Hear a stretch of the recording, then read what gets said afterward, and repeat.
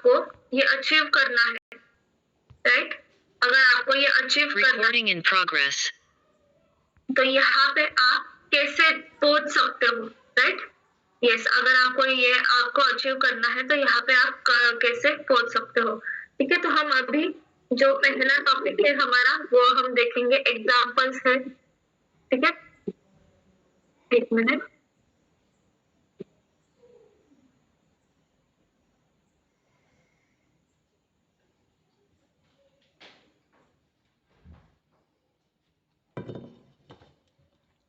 इसमें देखिए एग्जाम्पल है, जैसे कि होम हमने देखा था, अगर हमारा गोल है, राइट, होम लेने का है, तो जब हम होम लेते हैं, घर लेते हैं, तो हमें कंपल्सरी वहां पे क्या करना पड़ता है?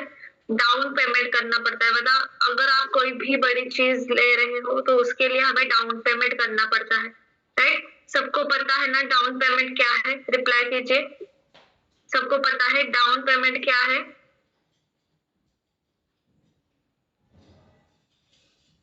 यस। तो अभी यहाँ पे एग्जांपल लेते हैं होम, ठीक है? हमें लेना है 50 लाख का, ठीक है? होम जो है वो हमें यहाँ पे लेना है 50 लाख का, ठीक है? और उसके लिए हमें क्या करना है? यस, डाउन पेमेंट करना है।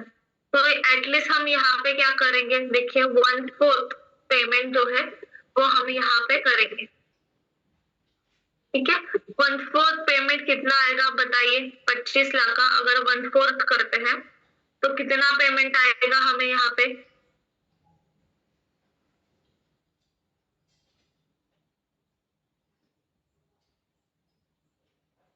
यस, कैलकुलेशंस कीजिए। अगर हम यहाँ पे 1/4 का करते हैं, यस, 12,50,000, राइट?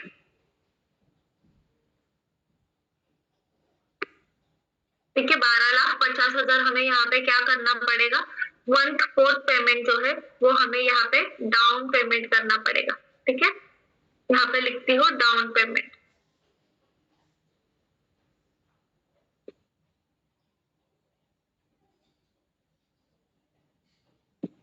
ठीक है? और इसमें क्या रहता है? देखिए एग्रीमेंट जो है हमें एग्रीमेंट करना पड़ता है। उसके लिए हमारी जो टेंटेटिव अमाउंट है, यहाँ पे एग्जांपल लेते हैं, टेंटेटिव अमाउंट जो है यहाँ पे हमारी होगी 4 लाख। तो हमारी टोटल अमाउंट कितनी हुई बताइए? टोटल अमाउंट कितनी जाएगी हमारी?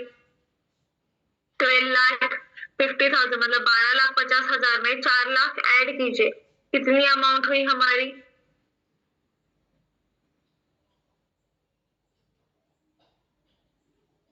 राइट, 16,50,000, ठीक है? मतलब इतनी अमाउंट हमें क्या करनी पड़ेगी? स्टार्टिंग में जब हम घर खरीदेंगे तब हमें यहाँ पे इतनी अमाउंट का जो है वो यहाँ पे पेमेंट करना पड़ेगा, ठीक है? अभी यहाँ पे हमारी रिमेनिंग अमाउंट कितनी बचती है? रिमेनिंग अमाउंट कितनी है जिसका हमें लोन करना पड़ेगा? यस, 25 लाख में से 16,50,000 जो है वो माइनस कीजिए, फिर हमारी यहाँ पे क्या दिखेगी हमें? Remaining amount. यस, 25 लाख से 16,50,000 माइनस कीजिए, फिर हमें यहाँ पे हमारी रिमेनिंग अमाउंट दिखेगी। कितनी रहेगी रिमेनिंग अमाउंट बताइए? राइट,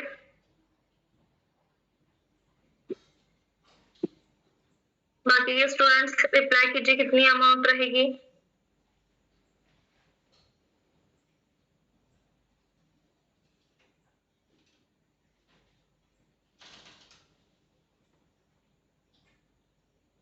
$33.50 लाख, ठीक है? इसका हमें क्या करना पड़ेगा? लोन करना पड़ेगा। इसका हमें क्या करना पड़ेगा? रिमेनिंग अमाउंट जो ये बची है इसका हमें लोन करना पड़ेगा, क्योंकि बाकी की जो ऊपर की अमाउंट है वो हमने क्या की?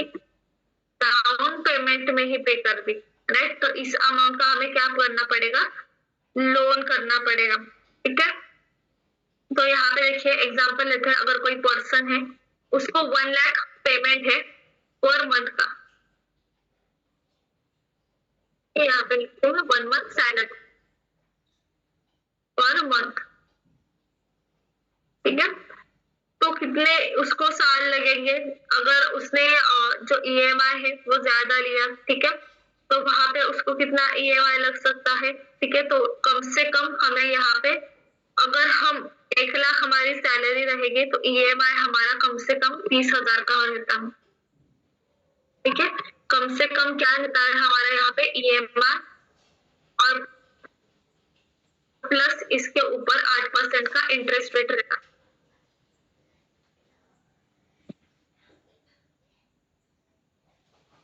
इस कम से कम 8% का इसके ऊपर क्या रहता है, इंटरेस्ट रेट रहता है। तो 30,000 प्लस आपका जो इंटरेस्ट रेट है वो यहाँ पे आपको दिखाई देगा, ठीक है। तो यहाँ पे उसका कैलकुलेशन जो है वो इसी तरह जाता है, 30,000 ईएमआई, 8% जो है वो इंटरेस्ट और 1 लाख जो है उसकी सैलरी रहेगी, ठीक है। तो ये आपका यहाँ पे कैलकुलेशंस रहता है। पर आपको कितने साल लगेंगे, देखिए अगर ये अमाउंट करने के लिए आपको कितने साल लगेंगे, ये कैलकुलेशंस आपको बैठना चाहिए, राइट। हाउ मेनी इयर्स,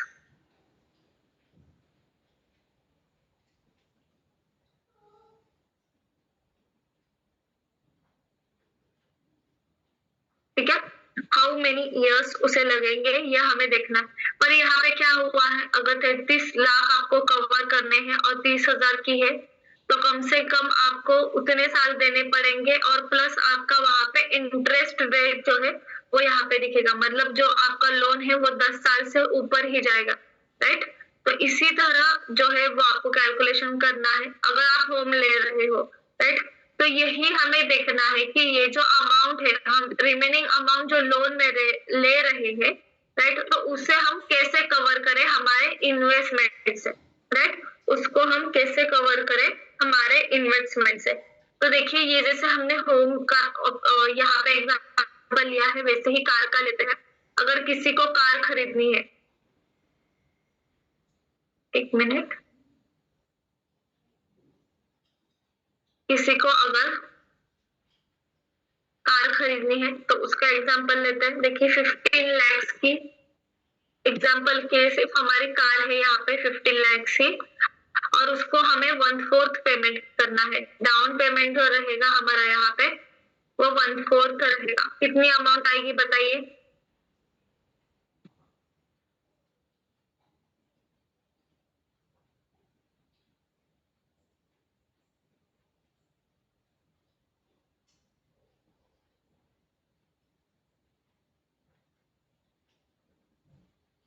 बताइए कितना आएगा।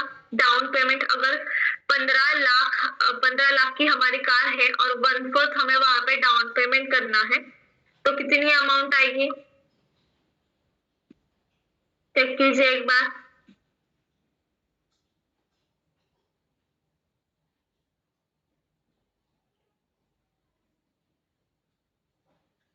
यस, 3,75,000, राइट, 3.70 लाख, ठीक है।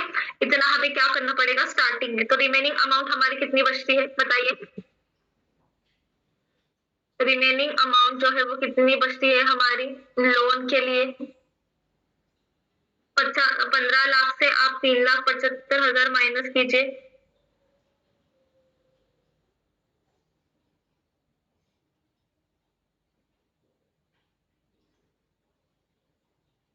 यस 11,25,000,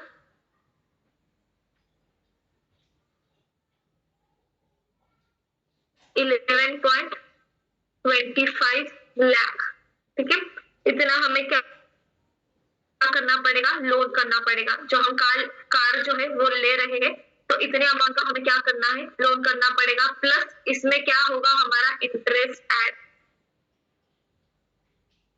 ठीक है। इसमें क्या रहेगा हमारा इंटरेस्ट जो है वो यहाँ पे ऐड हो जाएगा। तो मिनिमम आपको जो कार पे है वो 9 to 9.5% इंटरेस्ट जो है वो आपको पे करना पड़ता है जब आप कार लेते हो, ठीक है। ये हुआ है हमारा कार का एग्जाम्पल। पहले हमने देखा होम अगर होम ले रहे हैं तो कैसे हमें प्रोसेस करना पड़ता है। फिर से अगर हमारा कार है, अगर ड्रीम जो है उसमें कार है हमारा, ठीक है, तो कार जब हम खरीद लेते हैं तो वहां पे हमें क्या करना पड़ता है, मतलब कैसे आपको वहां पे डाउन पेमेंट करना पड़ेगा, कितने % का इंटरेस्ट वहां पे देना पड़ेगा, ये आपको वहां पे क्लियर होता है। ठीक है, तो यहाँ पे अगर हम दूसरा लेते हैं और एक एग्जाम्पल यहाँ पे लेते हैं मैरिज।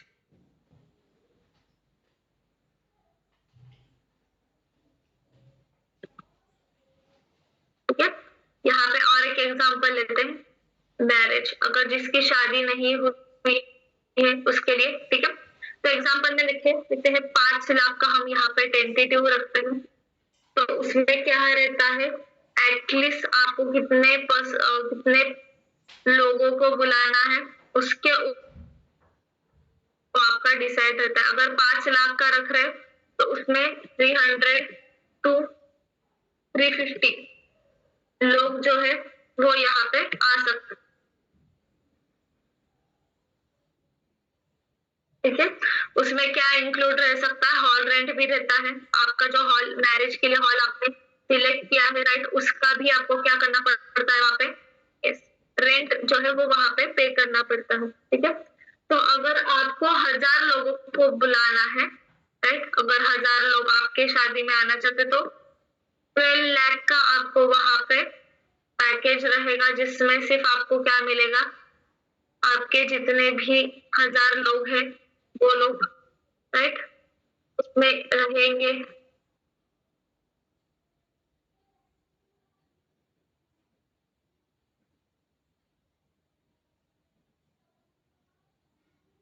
उसके बाद उसमें आपको मिलेगा हॉल रेंट,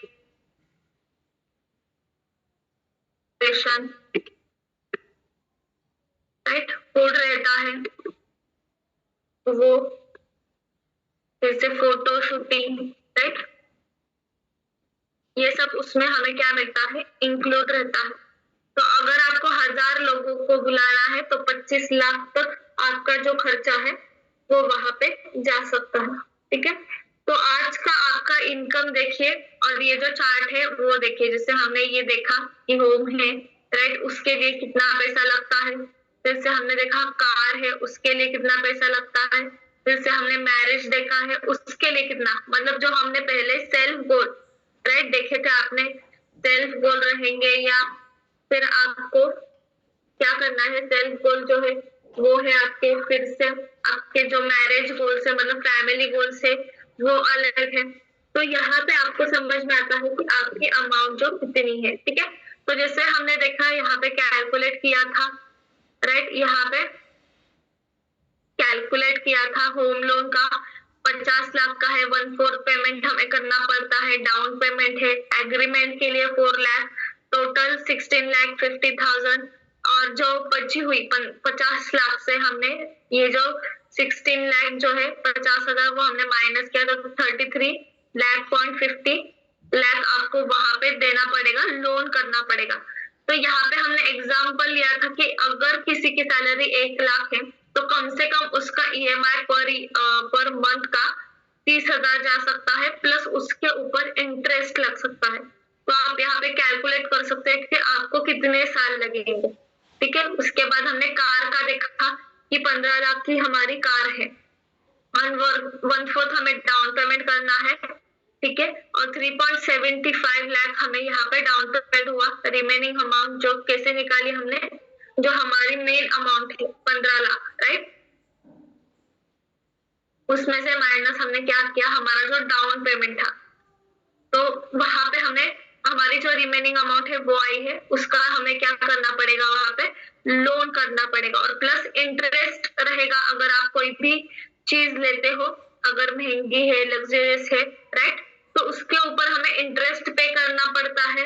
यस, तो वो इंटरेस्ट मतलब मिनिमम कितना रहता है, अगर कार है आपके पास, अगर आपने ऑलरेडी कार ली है तो आपको पता रहेगा कि मिनिमम इंटरेस्ट आपको कितना पे करना पड़ता है।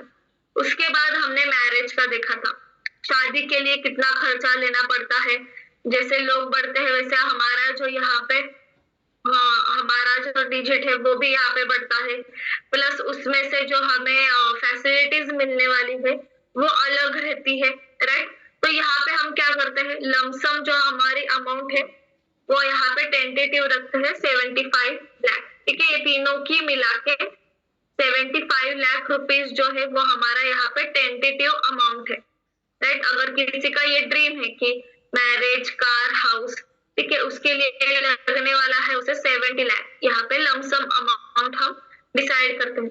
अभी देखिए आपका आज का इनकम और कितने दिनों में हमें ये अचीव करना है, राइट। आपका जो आज का इनकम है और ये कितने दिनों में आपको अचीव करना है, ये आपको यहाँ पे समझ में आएगा। यस, तो देखिए यहाँ पे हम क्या करते हैं, जैसे ही हमने परसों कैलकुलेशन किया था, सबको याद है, परसों हमने एक कैलकुलेशन किया था पर ईयर की, पर मंथ की अमाउंट हमने निकाली थी। रिप्लाई कीजिए, याद है सबको?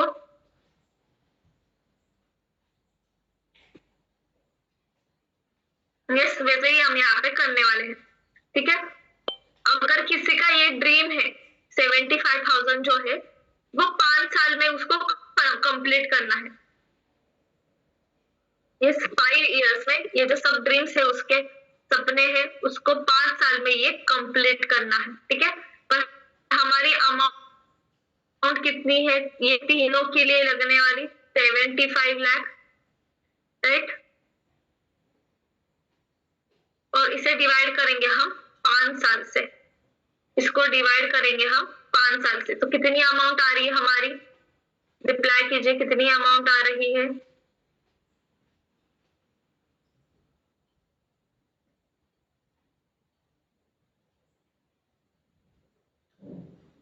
अगर हम 5 साल के लिए ये जो सपने हैं हमें 5 साल में कंप्लीट करना है, तो यहाँ पे हमने क्या किया, जो हमारे 75,000 जो अमाउंट आ रही है, कौन सी अमाउंट, जो हमने ये सब देखा था, होम जो है, राइट, कार है, फिर से हमने देखा था मैरिज है, तो उसके सबकी मिला के हमने 75,000 यहाँ पे की, राइट। तो यहाँ पे हमारी 5 साल के लिए कितनी रहेगी? 15 लाख, राइट। ये हुई आपकी पर ईयर अमाउंट, राइट। ये क्या हुई आपकी पर ईयर अमाउंट, राइट। अभी क्या करना है पर मंथ, तो पर मंथ के लिए क्या करोगे आप? 15 लाख जो है उसको आप क्या करोगे? डिवाइड करोगे, राइट, 12 से, राइट, क्योंकि ईयर जो है वो 12 मंथ्स का रहता है, इसलिए हमने यहाँ पे डिवाइड किया 12 से।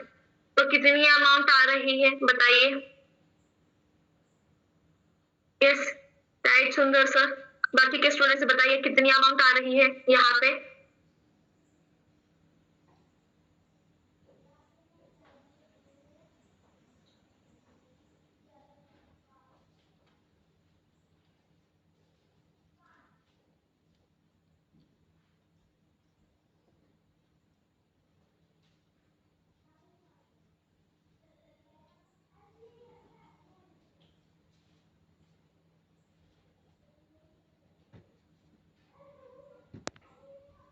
वन लाख 25,000, ठीक है। क्या हुई? पर मंथ की अमाउंट, ठीक है। तो ये हुआ आपका 5 साल का। अभी यही आपको कंप्लीट करना है 7 साल में, 7 इयर्स में, ठीक है। यही गोल जो है, ये तीनों गोल जो आपको कंप्लीट करना है 7 साल में। तो कितनी अमाउंट आएगी पर ईयर की बताइए?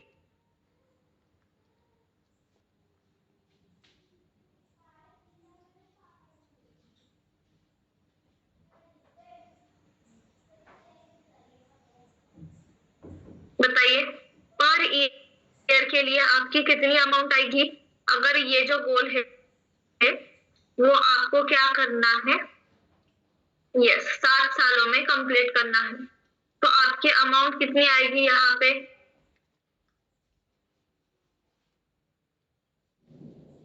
यही 75 लाख हमें डिवाइड करना है 7 से। जैसे ऊपर हमने क्या किया था, 5 से किया था, यहाँ कितनी अमाउंट आएगी आपकी पर ईयर की?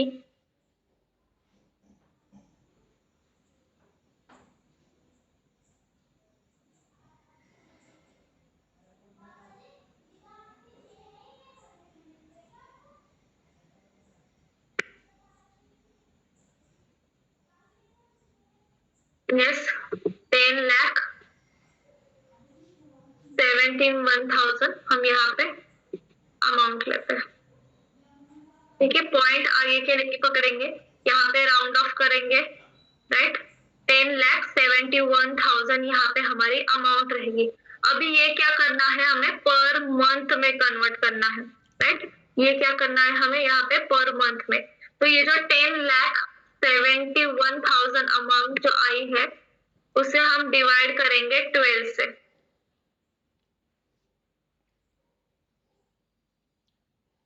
उसे हम डिवाइड करेंगे 12 से। तो पर मंथ हमारी कितनी अमाउंट आती है बताइए, पर मंथ हमें कितनी अमाउंट आती है?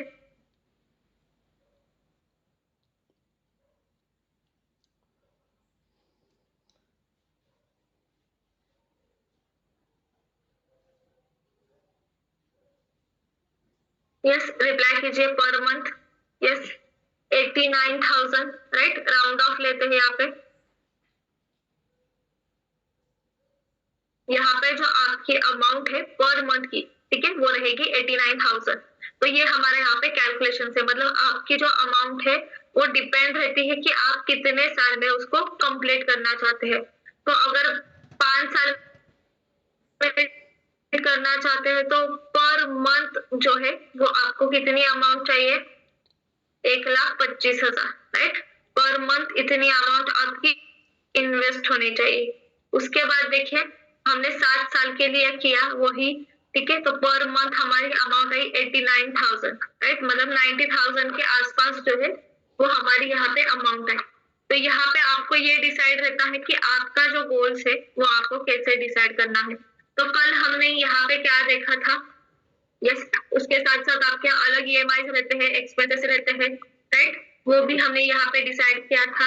और हमने कल भी सॉरी परसों भी हमने टेंटेटिव अमाउंट निकाली थी, राइट। 1,66,000 ऐसे हमने अमाउंट वहां पे निकाली थी।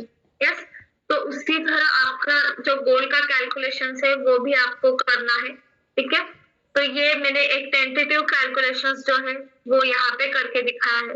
अगर इसका भी स्क्रीनशॉट निकालना है तो निकाल सकते हो, और पीछे वाले जो भी हमने ये पार्ट किए थे उसका भी आप यहाँ पे स्क्रीनशॉट निकाल सकते हो, ठीक है। अगर स्क्रीनशॉट निकाल के हुआ है तो डन कीजिए, फिर हम नेक्स्ट टॉपिक देखते हैं, ठीक है।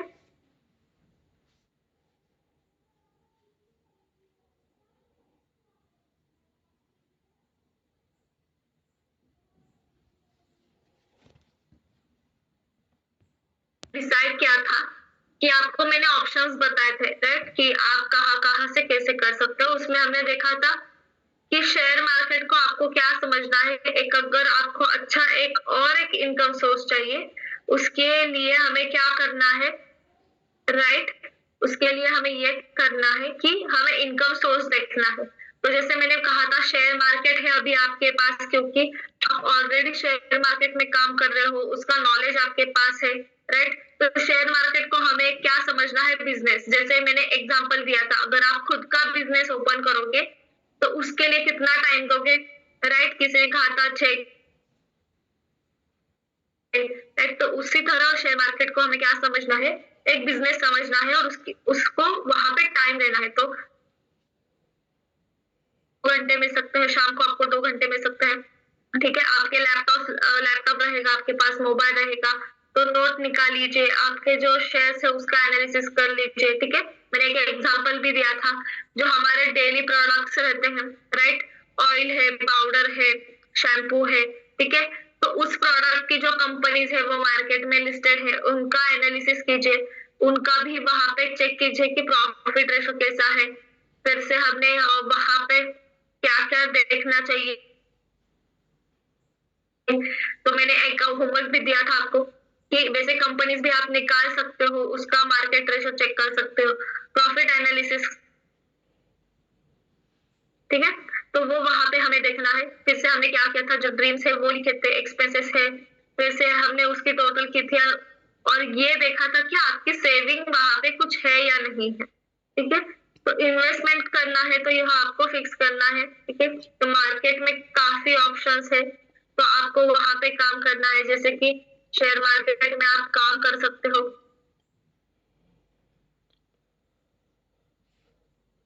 आपको उसका नॉलेज है इसलिए। उसके बाद बैंक एफडी है, पर बैंक एफडी एटलीस्ट हमें कितना रिटर्न देती है?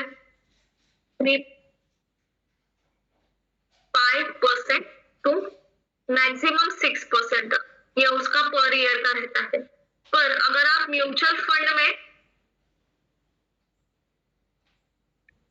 इन्वेस्ट करते हो तो मिनिमम आपको 10 to 15% तक रिटर्न यहाँ पे मिलता है अगर आप म्यूचुअल फंड में काम कर रहे हो, ठीक है। फिर उसके बाद SIP है जो उसका ही पार्ट है, राइट, म्यूचुअल फंड का ही SIP जो है वो पार्ट है। उसके बाद गोल्ड मार्केट है, जैसे कि आपको सबको पता रहेगा कमोडिटी मार्केट, यस, तो वो गोल्ड मार्केट है, उसमें भी काम कर सकते हैं। रियल एस्टेट है, उसमें भी आप काम कर सकते हैं। तो ये ऑप्शंस आपके पास है जिसमें आप क्या कर सकते हो, काम कर सकते हो। तो हमें 5 साल में एग्जाम्पल लिया था कि 1 CR का हर साल 20 लाख रुपए लगेगा, मतलब हर महीने कितना लगेगा, 1,66,000 कमाना है। वह कैसे? शेयर मार्केट से। हमें सभी पैसा एक ही बकेट में इन्वेस्ट नहीं करना है, ठीक है। हमें जो हम इन्वेस्ट कर रहे हैं वो एक ही बकेट में इन्वेस्ट नहीं करना है। एक ही बकेट में मतलब क्या कि हमारी जो इन्वेस्टमेंट है वो अलग अलग टर्म्स में होनी चाहिए, कि उसे हम क्या कहते हैं, एसेट एलोकेशन, राइट। उसे हम क्या कहते हैं, एसेट एलोकेशन। मतलब आपके पास अगर 1 लाख रुपए है आपके पास, राइट, अगर एग्जांपल लेते हैं 1 लाख आपके पास है, तो आप क्या करोगे, एक ही फंड में नहीं इन्वेस्ट करोगे, राइट। थोड़ा सा आप शेयर मार्केट में शॉर्ट टर्म में लगाओगे, लॉन्ग टर्म में लगाओगे, फिर उसके बाद म्यूचुअल फंड में कुछ लमसम में आप इन्वेस्ट करोगे। तो वहां से क्या आपको मिलता है कि अगर आप आपकी अमाउंट जो है वो डिवाइड करते हैं अलग अलग फंड में या फिर शेयर मार्केट के जो फंड्स है उसमें इन्वेस्ट करते हो, तो इसके रिटर्न्स जो है वो आपको अलग अलग मिलते हैं। और इससे क्या होता है, कंपैरिजन होता है कि किसमें आपको अच्छे रिटर्न्स मिल रहे हैं, ठीक है। उसे हम क्या कहते हैं, एसेट एलोकेशन कहते हैं, ठीक है। तो जैसे देखिए कि अर्निंग करना है तो वहां पे आपको क्या करना पड़ेगा, रिस्क तो लेना ही पड़ेगा। जैसे आप अभी शेयर मार्केट कर रहे हो तो आपको नॉलेज आया रहेगा कि किसमें आपको अच्छा पैसा मिलता है और किसमें नहीं। अगर आप शॉर्ट टर्म में कर रहे हैं, लॉन्ग टर्म में कर रहे हैं, या फिर बहुत सारे स्टूडेंट है जिनके ऑलरेडी SIP है, उनको पता रहेगा कि किसमें ज्यादा हमें इन्वेस्ट करना चाहिए और नहीं करना चाहिए। तो एग्जाम्पल देखेंगे, लोगों आपने समुद्र देखा रहेगा, राइट। समुद्र में समुद्र से आपने पानी निकाल दिया, मतलब बॉटल से या बकेट से या फिर पंप से, क्या यह पानी निकालने से कम हो जाएगा क्या? बताइए, समुद्र का पानी अगर आपने निकाला बकेट से या पंप से, पाइप से, तो वो कम हो जाएगा क्या? नहीं कम होगा, राइट। तो सेम शेयर बाजार में पैसा कितना भी कमा सकते हो, वह आपके सभी के पास जाता है, राइट। अगर आप शेयर मार्केट में कितना भी पैसा कमा सकते हो, इसमें कोई लिमिट है क्या? यस, लिमिट है क्या कुछ शेयर मार्केट में? नहीं, शेयर मार्केट में कुछ लिमिट नहीं है। उधर से आप क्या कर सकते हो, कितना भी पैसा जो है वो वहां पे कमा सकते हो, पर वहां का पैसा जो है वो कम नहीं होगा। तो इंडिया में जैसे हमने एग्जाम्पल लिया था, देखिए परसों लास्ट में हमने क्या किया था, एग्जाम्पल लिया था, क्या लिया था कि इंडिया में 11 सेक्टर्स है, राइट। 11 मतलब वैसे देखने के लिए बहुत सारे सेक्टर्स है, पर मेन जो है वो 11 सेक्टर्स है उसमें, राइट। तो यह उसके इंडियन पॉपुलेशन है, अपनी जो इंडियन पॉपुलेशन है वो सबको पता है, ठीक है।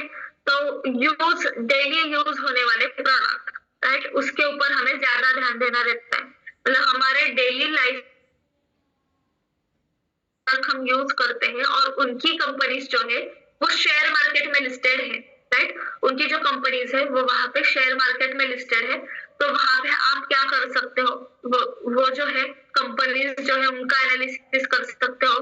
मैंने जैसे कहा कि ये ह्यूमन माइंड रहता है, वो 8 और 10 कंपनियों से ज्यादा कंपनी याद नहीं रख सकता है। तो उस 8 या 10 कंपनी का ही हमें ज्यादा से ज्यादा एनालिसिस करना है। और कभी भी हम शेयर लेंगे तो हमें ये होना चाहिए कि अरे ये कंपनी ने ऐसे ऐसे मुझे रिटर्न्स दिए थे, जो अभी भी डाउन ट्रेंड में है तो उसे हम लेना चाहिए या नहीं लेना चाहिए। मतलब आपका एक ह्यूमन माइंड है जो सिर्फ 8 या 10 कंपनी ही याद रखता है, ठीक है। तो उसी कंपनी में आप अगर लगातार काम करोगे तो आपको समझ में आ जाएगा कि वो कंपनी जो है वो आपको कैसे रिटर्न देती है, फिर से उसमें आपको कैसे मूवमेंट रहते हैं वो भी समझ में आ जाएगा। मतलब अगर एक कोई भी शेयर है, ठीक है, तो वो कितने पॉइंट से अगर हमने बाय किया तो कितने पॉइंट से वो दिन में बढ़ता है, अगर वो नीचे जा रहा है तो कितने पॉइंट से वो दिन में नीचे जा सकता है, ठीक है, ये आपको वहां पे समझ में आता है। तो आपको एनएससी बीएससी की कंपनी पता है सबको, यही कंपनी में निवेश क्यों करना है वो भी पता है, ठीक है, क्योंकि जो हमारी निफ्टी 50 की कंपनीज है, 50 कंपनी, उसका रिस्क रेशो जो है वो सबसे कम है। बाकी के अगर कंपनीज देखोगे उससे कम हमारे जो निफ्टी 50 की 50 कंपनी है उसका रेशो कम है, क्योंकि उसके ऊपर क्या रहता है, गवर्नमेंट का ज्यादा ध्यान रहता है। हमारे जो निफ्टी की कंपनीज है उसके ऊपर गवर्नमेंट का क्या रहता है, ज्यादा ध्यान रहता है, तो उसमें आप काम कर सकते हो, ठीक है। प्रोडक्शन देखिए, लोगों की जरूरतें देखिए, फ्यूचर और सेवा, कंपनी का मैनेजमेंट और न्यू स्टेबिलिटी क्या है और ओल्ड स्टेबिलिटी क्या है, कंपनी कितने कर्जे में है या नहीं है, कंपनी का एनुअल टर्नओवर कैसा है, सेल्स रेशो कैसा है, उसके इन्वेस्टर्स कैसे हैं, पी रेशो कैसा है, ठीक है। तो वो आपको वहां पे चेक करना है, ठीक है, कि अगर आप कौन से भी कंपनी में काम कर रहे हो तो वो चेक करना है। अभी जैसे देखोगे बहुत सारे स्टूडेंट्स रहते हैं, वो क्या करते हैं, कंपनी का जो प्राइस है, मतलब शेयर का प्राइस, ठीक है, अगर 10 रुपए रहेगा, 12 रुपए रहेगा, 50 रुपए रहेगा तो खरीद लेते हैं, ठीक है, खरीद लेते हैं और क्या होता है, ठीक है, उनका जो स्टॉक है वो सेल ही नहीं हो पाता है, राइट। तो वो क्या करते हैं, सिर्फ शेयर का प्राइस देखते हुए वो कंपनी सिलेक्ट करते हैं, राइट। उसके पीछे देखते नहीं कि उसका मार्केट कैपिटल कितना है, उसकी रेशो कितना है, कंपनी अच्छे प्रॉफिट में है या नहीं है, ठीक है। तो वो वहां पे शेयर खरीद लेते हैं क्योंकि अच्छी क्वांटिटी मिलेगी और प्रॉफिट रेशो भी अच्छा रहेगा। पर कभी कभी क्या रहता है, उसमें अपर सर्किट या लोअर सर्किट लग जाता है। मतलब क्या, अगर मैंने बाय किया है 50 क्वांटिटी, राइट, अगर मैंने 50 क्वांटिटी वहां पे बाय किया है और अगर मुझे बेचना है पर लेने वाला ही कोई नहीं है तो वहां पे सर्किट लग जाता है और वहां पे आप क्या कर सकते हो, सेल नहीं कर सकते हो जब वहां पे सर्किट लगता है, ठीक है। तो अगर आप लॉस में गए तो फिर वो स्टॉक कभी कभी सेल हो जाता है, कभी कभी आपको उसके ऊपर प्राइस लगा के रखना पड़ता है, स्टॉप लॉस लगा के रखना पड़ता है। तो इसी तरह क्या करते हैं, अगर कंपनी का एनालिसिस करना है तो उसकी शेयर की प्राइस मत चेक करो, ठीक है, उसका कैपिटल चेक करो, जैसे मैंने आपको पॉइंट्स बताए, प्रोडक्शन चेक करो, मैनेजमेंट चेक करो, बेस्ट है प्रमोटर्स चेक करो, फॉरेन इन्वेस्टमेंट चेक करो, तो वहां से आपका जो पॉइंट्स है वो वहां पे क्लियर हो जाएंगे। तो कंपनी का जो फंडामेंटल है वो स्ट्रॉन्ग होना चाहिए और जरूरी है, क्योंकि हमें देखना है कंपनी लिस्टेड है क्या नहीं है, या एनएससी में है या बीएससी में है। तो अब अगर बीएसई मतलब बॉम्बे स्टॉक एक्सचेंज देखोगे तो उसमें ज्यादा मूवमेंट्स नहीं रहती, ठीक है, और एनएससी अगर देखोगे उसमें ज्यादा हमें मूवमेंट्स जो है वो दिखाई देती है।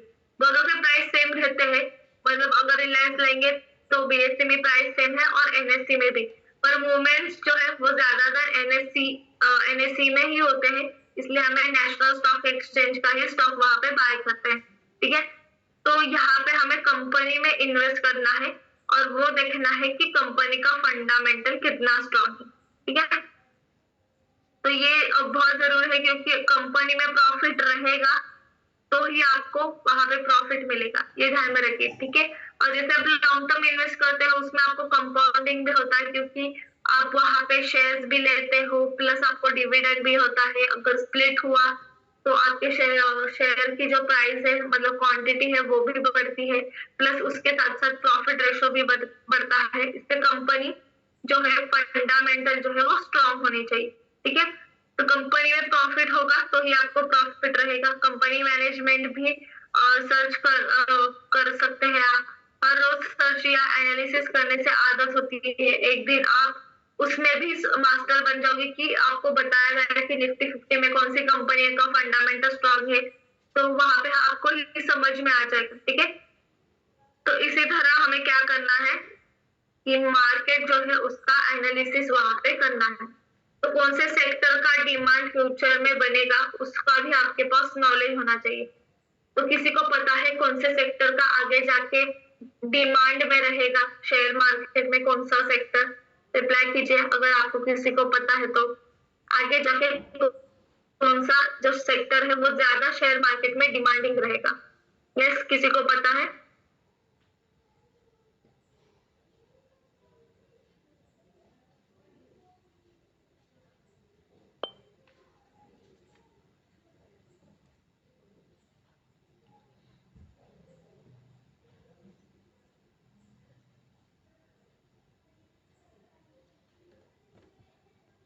एनर्जी है, बैटरी है, सोलर मतलब सोलर एनर्जी है, फिर से एआई है, राइट? एआई इंडस्ट्री जो है वो भी है, हेल्थ है, फार्मा है। हेल्थ हेल्थ की जो है वो तो कभी भी बंद नहीं पड़ सकती है, हेल्थ के जो सेक्टर्स है, राइट? तो उसमें हम ज्यादातर कर सकते हैं, मतलब FMCG भी है जिसमें खाने पीने की चीजें हैं, हर दिन हम यूज करने वाले प्रोडक्ट्स जो है वो सब FMCG ये जो सेक्टर है उसमें आते हैं, राइट? तो आगे फ्यूचर में कौन से सेक्टर्स जो है वो ज्यादा अपडेट रहेंगे, जिसको डिमांडिंग रहेंगी, उस सेक्टर के ऊपर भी आप अभी से एनालिसिस कर सकते हैं। ठीक है, मतलब आप वहां पे एक आपको ऑप्शन है कि सेक्टर वाइज भी आप वहां पे क्या कीजिए, एनालिसिस कीजिए कि कैसे आपको यहाँ पे काम कर सकते हैं। अगर आपको फार्मा सेक्टर देखना है, हेल्थ केयर है, एनर्जी है, बैटरी है, सोलर एनर्जी है, पावर एनर्जी है, रोबोट है, ठीक है, फिर से आपका FMCG है, तो उस सेक्टर में मतलब एआई जो है, एआई जो है वो रोबोट से ही रिलेटेड है। उस कंपनियों में आप क्या कर सकते हैं, इन्वेस्ट कर सकते हैं, या फिर उसमें आप शॉर्ट टर्म के लिए भी वहां पे काम कर सकते हैं। तो मार्केट में देखिए तीन चीजें हर दिन होती है। कौन सी चीजें हर दिन होती है? तीन चीजें, अप ट्रेंड रहता है, डाउन ट्रेंड रहता है, या साइडवेज रहता है, राइट? मार्केट में कभी कभी अप ट्रेंड भी रहता है, डाउन ट्रेंड भी रहता है, साइडवेज में। तो मार्केट में सस्ता लेना है, 30% 40% ऐड करके बेचना होगा, मतलब क्या? तो जैसे मैंने आपको एक एग्जांपल बताया था कि रिटेलर कौन होता है और होलसेलर कौन होता है, राइट? एक मैंने आपको फ्लैट का एग्जांपल दिया था, याद है सबको? रिटेलर और होलसेलर कौन रहता है उसके लिए मैंने आपको एक फ्लैट का एग्जांपल दिया था।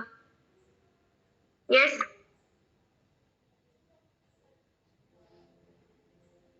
ओके। तो वो रिटेलर और होलसेलर की तरह काम करना है। तो हमें मार्केट में किसकी तरह काम करना है बताइए? रिटेलर की तरह काम करना है या होलसेलर की तरह काम करना है? यस, रिप्लाई कीजिए।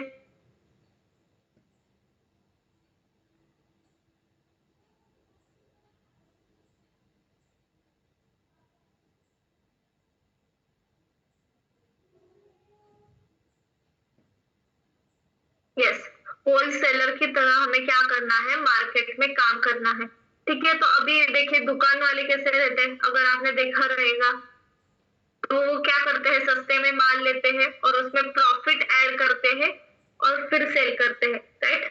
दुकान वाले जो रहते हैं वो क्या करते हैं, सस्ते में माल लेते हैं, मतलब जो उनका जो दिन का रहेगा, किसी का दुकान रहेगा, उनको पता रहेगा कि सस्ते में माल लेते हैं, फिर उसमें प्रॉफिट ऐड करते हैं और फिर सेल कर देते हैं। ठीक है, मतलब क्या करते हैं, लॉस में बेचते हैं क्या? नहीं, वो लॉस में कभी भी नहीं करते हैं। तो आपको सेम उसी तरह शेयर मार्केट में काम करना है, राइट? मार्केट में आपको क्या करना है, उसी तरह शेयर मार्केट में काम करना है। तो एग्जांपल लेते हैं, देखिए सर ने ही आपको ये जो पॉइंट है वो क्लियर किया था।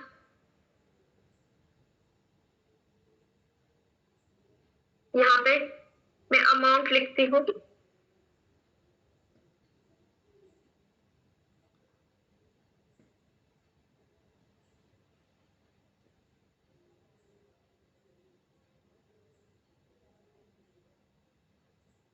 इस यहाँ पे मैं क्या करती हूँ, अमाउंट लिखती हूँ।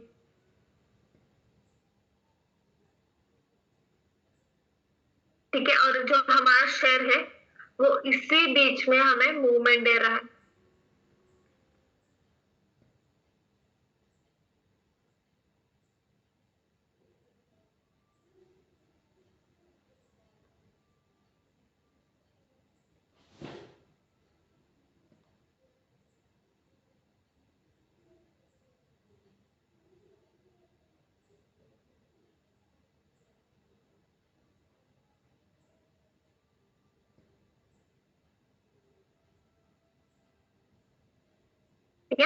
इसी बीच में हमारा जो मार्केट है वो यहाँ पे मूवमेंट कर रहा है।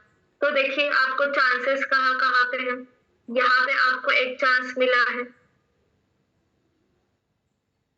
इस बाय करने के लिए,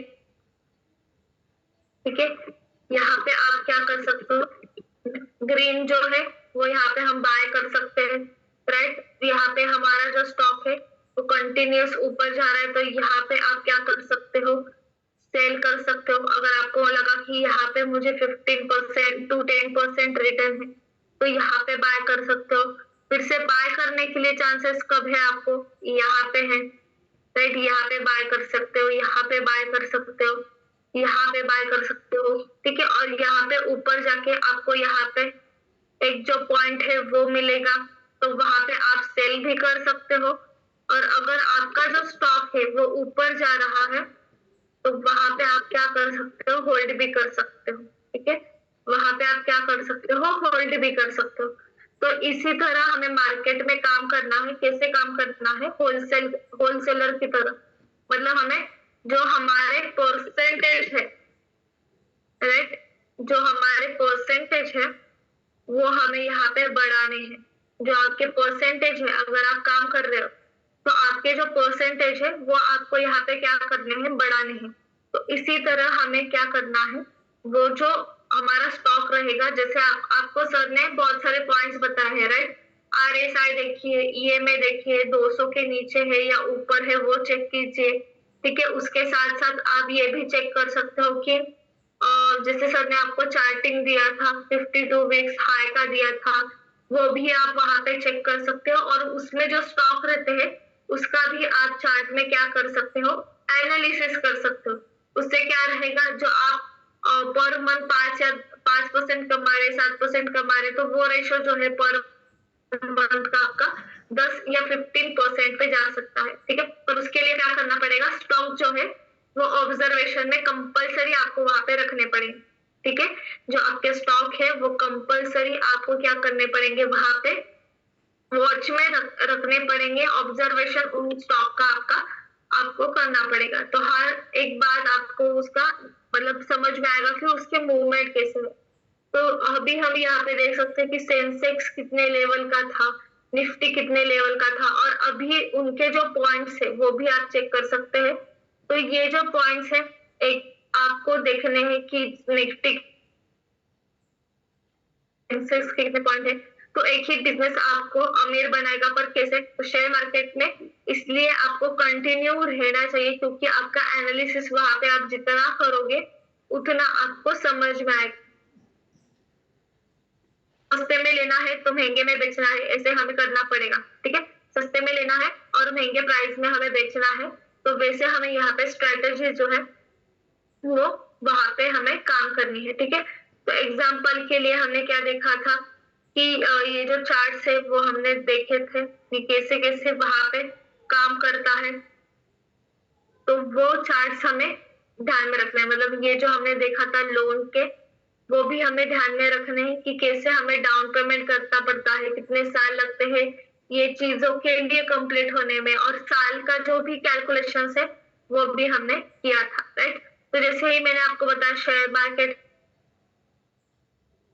भी है, ठीक है। उसके साथ साथ पोर्टफोलियो का भी ऑप्शन। तो पोर्टफोलियो जो है वो आपको 25 to 30% मिनिमम ईयर में रिटर्न देता है। पोर्टफोलियो जो है वो हैंडल जो है वो IIFL की तरफ से होता है, तो उसमें जो रिटर्न है वो आपको 25 to 30% पर ईयर का मिलता है। तो यहाँ पे मैं एक आपके साथ शीट जो है वो म्यूचुअल फंड की है वो शेयर करती हूँ कि SIP के कैलकुलेशंस यहाँ पे मैंने दिखाए, राइट। सबको स्क्रीन विजिबल है, रिप्लाई कीजिए, स्क्रीन दिख रही है सबको। मैंने जो अभी चार्ट शेयर किया है वो सबको दिख रहा है, यस।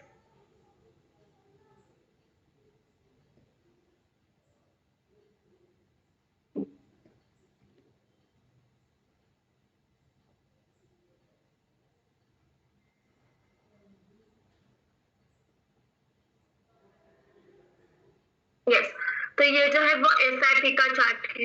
अगर आपने 1000 रुपए से यस, अगर पर मंथ अपने 1000 रुपए से इन्वेस्टमेंट स्टार्ट की तो यहाँ पे देखिए 2 साल के लिए आपकी टोटल अमाउंट कितनी हो जाएगी, 20,000, और जो आपकी अमाउंट हाथ में आएगी वो 30,000 तक आएगी, राइट। ठीक है, तो यहाँ पे प्रॉफिट गेन कितना हुआ है, 4,000, राइट। फिर से वही अमाउंट आपने 5 साल के लिए इन्वेस्ट की तो 60,000 जो है वो आपकी इन्वेस्टमेंट वैल्यू है, प्लस जो 90,000 है वो आपके हाथ में आएगी, मतलब एक्सपेक्टेड अमाउंट।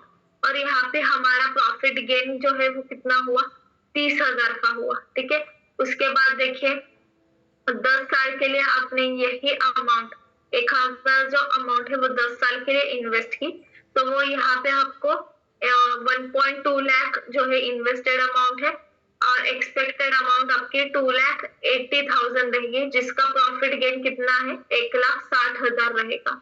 ऐसे ही हमने 15 साल का भी कैलकुलेशन किया है, 20 साल का भी किया है, 25 साल का भी किया है और 30 साल का भी। तो 1,000 जो है वो अगर आप पर मंथ म्यूचुअल फंड में इन्वेस्ट करते हो तो देखिए 30 साल तक उसकी वैल्यू कितनी है, बताइए कितनी है 30 साल तक उसकी वैल्यू।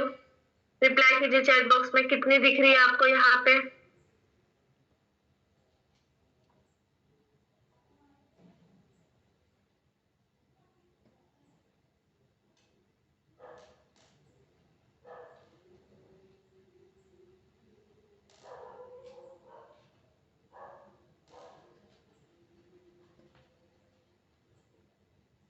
बताइए 30 साल के लिए ये 70 लाख।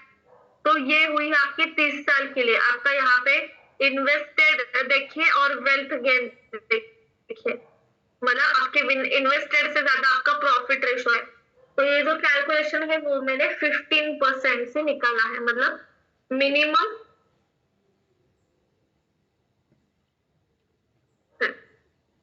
इस मिनिमम 15% से उससे मैंने ये कैलकुलेशन यहाँ पे किया है। तो ये जो 15% से उससे ज्यादा भी हमारी अमाउंट जो है वो वहां पे रह सकती है। ठीक है, तो ये हुआ है 1,000 रुपए का कैलकुलेशन, वैसे ही मैंने 2,000 का किया है और वैसे ही सेम ईयर लिए है, 30 ईयर ही यहाँ पे मैंने 30 ईयर्स तक की कैलकुलेशन किया है।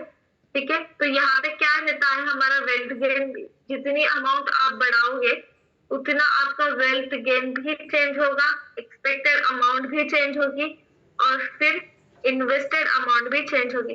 तो जैसे आप देखोगे 2000 में आपको 25,000 जो है इन्वेस्टेड होगी 2 साल में और एक्सपेक्टेड अमाउंट जो है वो 60,000 रहेगी और वेल्थ गेन कितना रहेगा हमारा, 10,000 रहेगा। फिर 5 साल में देखोगे तो 1.2 लाख रहेगा, 60,000 हमारा सिर्फ यहाँ पे प्रॉफिट है और जो हमारे एक्सपेक्टेड अमाउंट है वो 1,80,000 है। तो इसी तरह मैंने यहाँ पे कैलकुलेशंस किए हैं 30 साल तक। तो यहाँ पे हमारी 30 साल के लिए कितनी अमाउंट हुई है, एक्सपेक्टेड अमाउंट कितनी आई है, बताइए।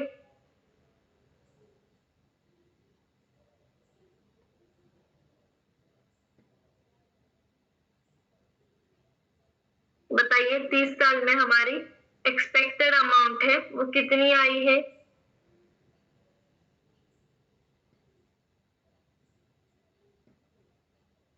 यस, 1.4 CR तक गई है, राइट। जो हमारी वैल्यू है 30 साल में वो 1.4 करोड़ तक, मतलब CR तक गई है। तो यहाँ पे आप जितनी ज्यादा अमाउंट इन्वेस्ट करोगे उतना ज्यादा आपका यहाँ पे रिटर्न आएगा।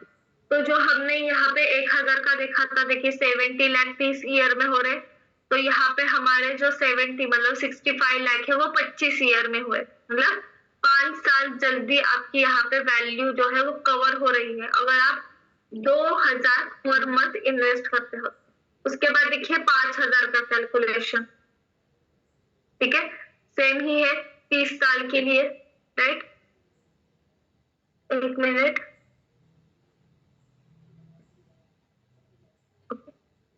तो देखिए यहाँ पे 2 साल के लिए किया है, फिर से यहाँ पे 20,000 प्रॉफिट है, एक्सपेक्टेड अमाउंट 2 साल में ही 1.4 लाख है, 5 साल में किएगा तो एक्सपेक्टेड अमाउंट आपकी 4.5 लाख है, प्रॉफिट गेन देखिए 1.5 लाख है। और अगर 30 साल में देखोगे तो कितना है, एक्सपेक्टेड अमाउंट कितनी मिल रही है 30 साल में, बताइए।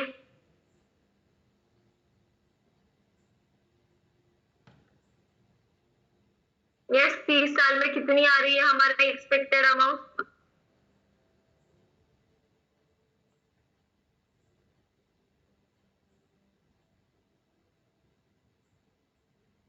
यस, 3.5 करोड़ तक। यस, हमारी यहाँ पे क्या हो रही है, एक्सपेक्टेड अमाउंट जो है वो ज्यादा हो रही है। तो यहाँ पे अगर आप देखोगे तो 20 साल में ही हमने 75 लाख यहाँ पे कवर किए हैं। यस, 20 साल में ही हमने क्या किया है, 75 कवर किए हैं। यहाँ पे 2000 इन्वेस्ट करोगे तो आपका 25 साल में होगा, और एक साल में 1000 इन्वेस्टेड करोगे तो 30 साल में वो कंप्लीट होगा। मतलब यहाँ पे क्या समझ में आया, जितनी ज्यादा अमाउंट आप एसआईपी में इन्वेस्ट करोगे तो वहां पे आप क्या कर सकते हो, यस, आपका जो टारगेट है वो वहां पे जल्दी अचीव होगा। और वैसे ही मैंने जो लास्ट है, मिनिमम हम 10,000 तक एसआईपी में कर सकते हैं इन्वेस्ट, ठीक है। तो एसआईपी में 10,000 आप अगर इन्वेस्ट कर रहे हो तो यही टारगेट आपका 15 साल में कंप्लीट होता है, ठीक है। यही टारगेट आपका कहाँ पे कंप्लीट होता है, 15 साल में होता है। और अगर आप 30 साल में देखोगे तो कितनी होती है अमाउंट, बताइए 30 साल में एक्सपेक्टेड अमाउंट कितनी है?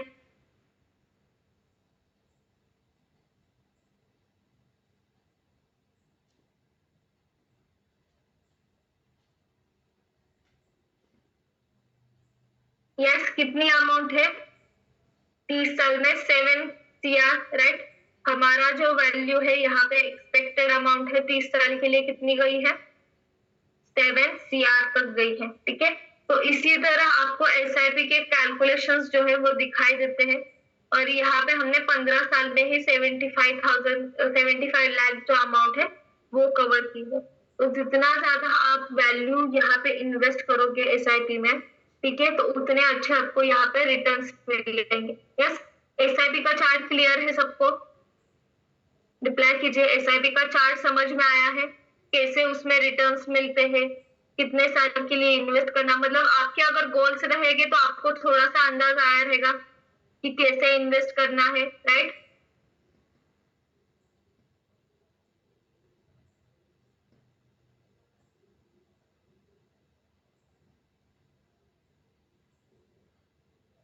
ठीक है, तो ये हुआ है एसआईपी का। उसके साथ साथ हमें लमसम का भी ऑप्शन है। लमसम मतलब क्या, एसआईपी में वन टाइम इन्वेस्टमेंट। अगर आपके पास 1 लाख अमाउंट है तो आप 1 लाख भी एसआईपी में डायरेक्टली इन्वेस्ट कर सकते हो। और कितने ईयर्स तक आपको होल्ड करना है वो भी आपके ऊपर डिपेंड रहता है, पर वो वन टाइम रहता है, राइट, पर मंथ का नहीं रहता है, वो वन टाइम का रहता है। और ये जो एसआईपी है हमारी सिस्टमैटिक इन्वेस्टमेंट प्लान जो है वो हमारा पर मंथ का रहता है।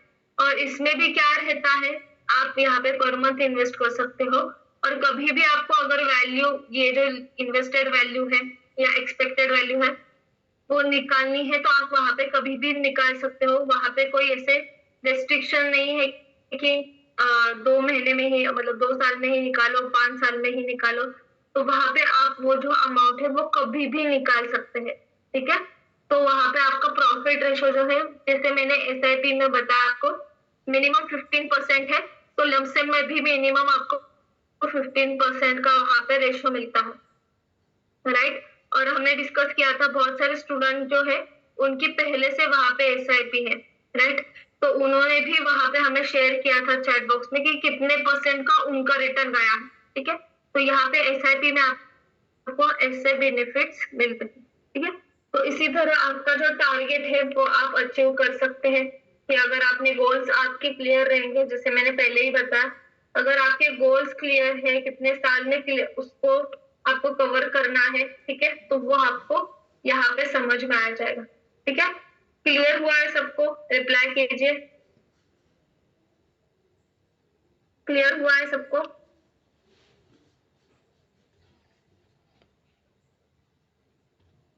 यस, किसी को कुछ डाउट है तो लॉन्ग टर्म में भी काम कर सकते हो, ठीक है। मतलब आपका जो रेशो है वो जल्दी कवर हो जाएगा, जल्दी, जितने अच्छे, मतलब जितने कम ईयर में वो कंप्लीट होगा उतना अच्छा रहेगा, आपके उतने गोल्स जाएंगे।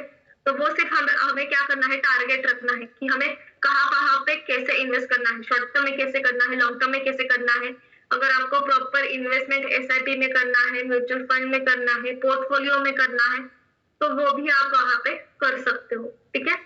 तो ये जो हमने देखा था फाइनेंशियल प्लानिंग, राइट। तो ये जो हमने 3 सेशन लिए थे वो सबको क्लियर है क्या? रिप्लाई कीजिए, सबको क्लियर है क्या? 1 मिनट।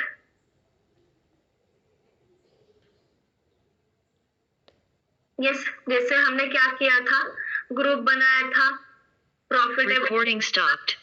तो वो हम वहां पे भी हम एक्टिव रहेंगे। यस, आपको फाइनल जो ग्रुप है उसमें ऐड किया जाएगा, वहां पे आपको शेयर्स जो है वो भी सजेस्ट किए जाएंगे, उसका एनालिसिस कीजिए, ठीक है।